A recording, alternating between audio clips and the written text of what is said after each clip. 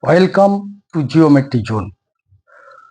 Today we will learn how to construct a perfect 60-degree angle using only a scale and a compass.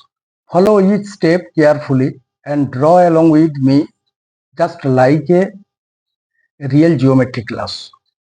At first, we draw a line with scale and pencil, and we point out one ending point of this straight line as O, which is the vertex of the angle after constructing the angle. Now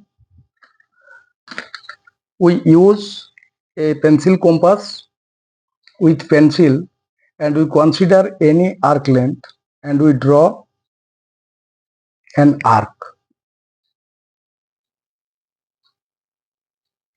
Without altering the length of this radius, we point out this intersecting point which intersect the arc with the baseline. Suppose this point is A, and from the point A, without changing the arc length, we cut the first arc by this and take this point of intersection as B. Now we join O and B and extend it up to the point P, and we write an arrow in the direction of OP. Similarly, in the direction of OA, we take an arrow at the ending of the baseline, and we take a point Q on this ray. Now finally we get an angle POQ, angle POQ,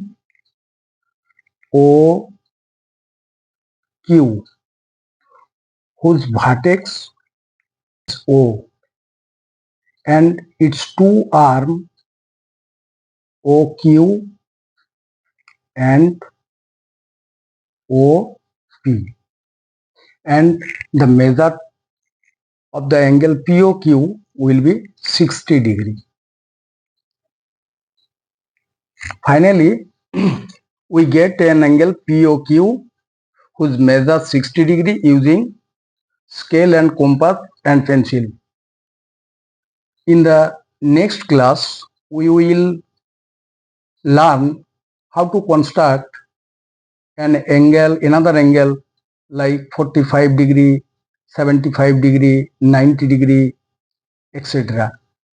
Thank you. Visit again.